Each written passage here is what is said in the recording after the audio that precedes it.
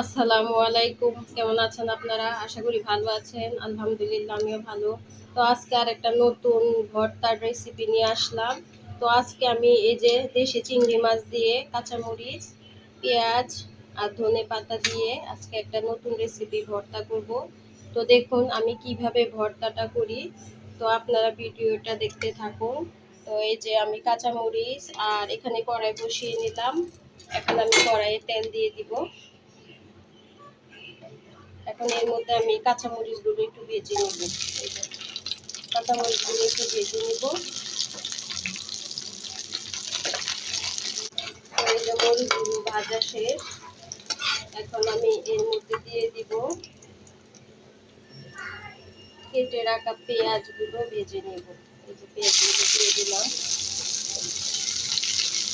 পেঁয়াজটা আমরা ভালোভাবে ভেজে নেব। তো এই যে আমার পেঁয়াজটা ভাজা হচ্ছে। এখন আমি দিয়ে দিব এর মধ্যে চিংড়ি মাছগুলো। এই চিংড়ি মাছগুলো দিয়ে দিলাম। পেঁয়াজের সাথে চিংড়ি মাছটা আমি ভেজে নিলাম। আর এখন দিয়ে দেবো একটু লবণ পরিমাণ মতো, আর অল্প একটু হলুদের গুঁড়া দিব। দিয়ে আমি ভালোভাবে চিংড়ি মাছ পেস্টটা ভেজে নেব।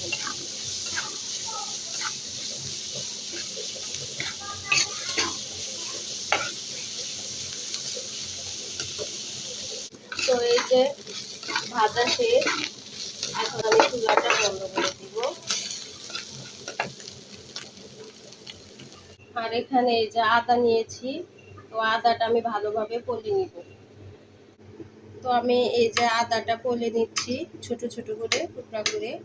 এই আদাটা ভর্তায় দিব। তো এই যে দেখুন। তো এখন আমি এই যে মরিচটা ভেজে রেখেছিলাম, এটা আমি লবণ দিয়ে মরিচটা হাতে ভেঙে নিব। তো এই যে দেখুন কিভাবে আমি মরিচটা হাতে ভেঙে নিচ্ছি। আদাটাও দিয়ে দিলাম। যে আদা দিয়ে মরিচটা ভালোভাবে মেখে নিলাম। এখন আমি এর মধ্যে দিয়ে দিব ধনেপাতা। এই যে ধনেপাতাগুলো দিয়ে দিলাম, কেটে ধুয়ে রেখেছি। এই যে ধনেপাতা দিয়ে দিলাম। এখন এর মধ্যে দিয়ে দিব ভেজে রাখা চিংড়ি মাছ আর পেঁয়াজগুলো।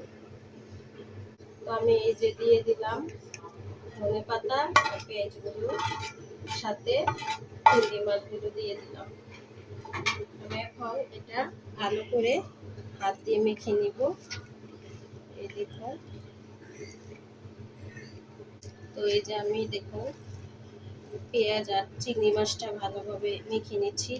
চিংড়ি মাছটা একটু ভেঙে দিব যাতে ভর্তাটা চিংড়ি মাছের সাথে পেঁয়াজের একদম ধনেপাতাটা মিশে যায়।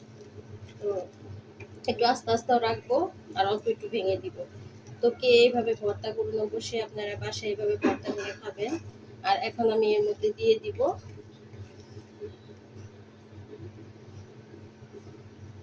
লবণের লেবুর রস। এই যে লেবুর রসটা দিয়ে দিলাম। এভাবে করে আপনারা খেয়ে দেখবেন, খুবই ভালো লাগবে। আর এখন দিয়ে দিব একটু সরিষার তেল।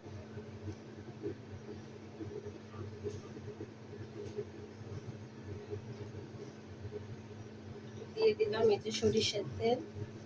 চিংড়ি মাছ দুই রকম করে ভর্তা করা যায়। এই যে আমি কাঁচামরিচ দিয়ে করেছি, আবার আপনি পাটায় বেটেও ভর্তা করতে পারেন শুকনো মরিচ দিয়ে। তো ওই রেসিপিটা আমি আরেকদিন দেখাবো।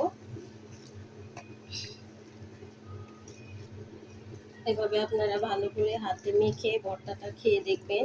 এই ভর্তাটা আপনার গরম ভাতের সাথে খুবই ভালো লাগবে। দেখুন ভর্তার কালারটাও কি সুন্দর হয়েছে, দেখতে খুবই ভালো লাগছে। তো এখন আমার প্রায় ভর্তা করা শেষ। শেষ তো কেমন হয়েছে আমার ভর্তাটা অবশ্যই কমেন্ট করে জানাবেন। আর যে যেখান থেকে এই ভিডিওটা দেখছেন সবাইকে ধন্যবাদ। সবাই ভালো থাকবেন। আবার নতুন আরেকটা ভিডিও নিয়ে আসবো, আরেকটা ভর্তার আইটেম।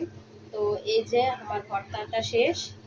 তো সবাই ভালো থাকবেন। যে যেখান থেকে দেশ বিদেশ থেকে যে ভিডিওটা দেখছেন সবাইকে ধন্যবাদ। সবাই ভালো থাকবেন। আল্লাহ হাফিজ।